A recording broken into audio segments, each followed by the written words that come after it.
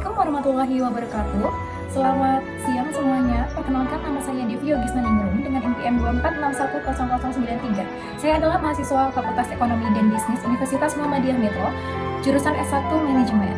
Nah, di sini saya akan menjelaskan mengenai tugas dari dosen pengampu saya di mata kuliah Akuntansi Biaya. Kepada Bapak dosen yang terhormat, izinkan saya untuk menjelaskan dari mata kuliah ini mengenai tugas UAS. Yang pertama, mengenai profil dan sumber data. Perusahaan yang saya pilih ini adalah perusahaan yang mampu menghasilkan sebuah produk minuman yang sudah terkenal di kalangan masyarakat Indonesia ya, sudah awam, yaitu adalah Cleo.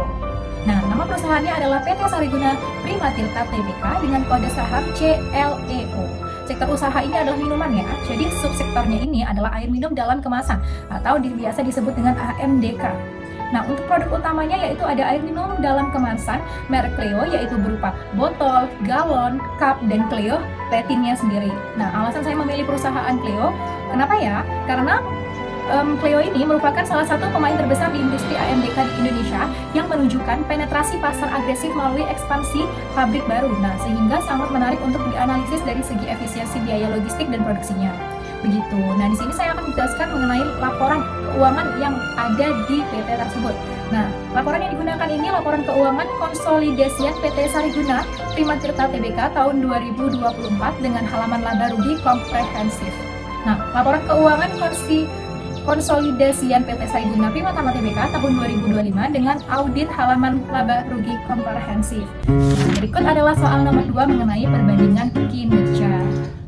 Nah, di sini aku sudah tampilin slide-nya ya. Nah, untuk pendapatannya di sini berarti naik sebesar 4,78% dan laba bersihnya itu turun sekitar 17,93%. Nah, untuk penjelasannya kenapa bisa seperti ini?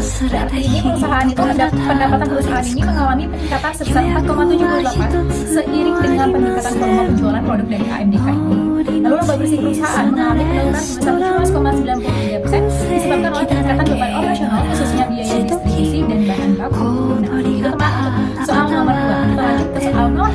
Ini berarti sudah ada persentase beban pokok dan margin laba kotor. Jadi kesimpulannya yaitu perusahaan mengalami penurunan efisiensi biaya produksi. Nah, kenapa bisa seperti itu? Penjelasannya akan saya jelaskan.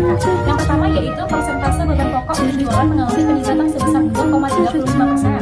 Lalu yang kedua, margin kotornya ini mengalami penurunan sebesar 2,35%. Dan yang ketiga yaitu efisiensi perusahaan ini menjadi kurang efisien dalam mengelola biaya produksinya pada tahun 2025 karena porsi biaya dikeluarkan untuk memproduksi barang meningkat lebih tinggi dibandingkan laju pertumbuhan pendapatannya. Kita lanjut soal nomor 4.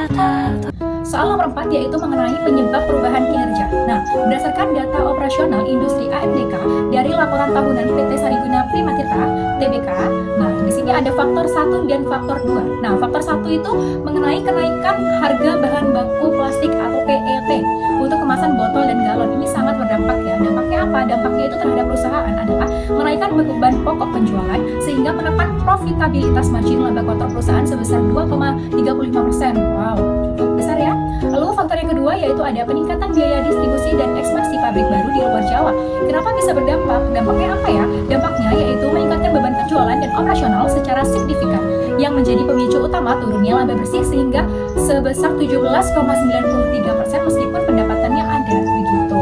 Karena model bisnis AMDK ini sangat bergantung pada efisiensi jarak transportasi produk ke konsumennya begitu. Kita lanjut ke soal nomor 5. Yang pertama yaitu mengenai kesimpulan dan rekomendasi apa ya yang bisa aku berikan kepada PT tersebut. Yang pertama yaitu kita lihat dari kondisi perusahaan ya teman-teman. Kondisi perusahaan secara umum ini mengalami penurunan dari sisi profitabilitas ya, laba bersih tadi. Nah, meskipun dari sisi skala bisnis pendapatannya terus tumbuh membesar. Nah, yang kedua yaitu aku lihat dari masalah utamanya nih, ada apa ya? Karena adanya kurang terkendalinya pertumbuhan beban usaha yaitu biaya logistik dan pemasaran serta fluktuasi harga bahan baku kemasan plastik. Nah, yang ketiga itu ada pengendalian biaya produksi dan distribusi perusahaan belum sepenuhnya terkendali dengan baik pada tahun kedua. Terlihat dari kenaikan persentase beban pokok penjualan dan penurunan laba bersih. Tuh. Nah, kita lanjut ke rekomendasi manajemen. Rekomendasi manajemen sudah saya tampilkan di sini. Teman-teman bisa baca dan share mengenai rekomendasi manajemen yang udah aku buat. Oke, cukup teman-teman. Semua pertanyaan pada soal UAS ini sudah saya jabarkan dan sudah saya jawab sebisa dan sefaktual mungkin.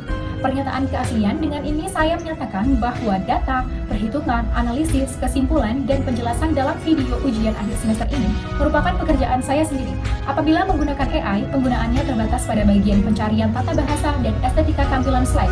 Saya siap mempertanggungjawabkan seluruh isi tugas ini. Saya ucapkan terima kasih dan saya akhiri. Wassalamualaikum warahmatullahi wabarakatuh.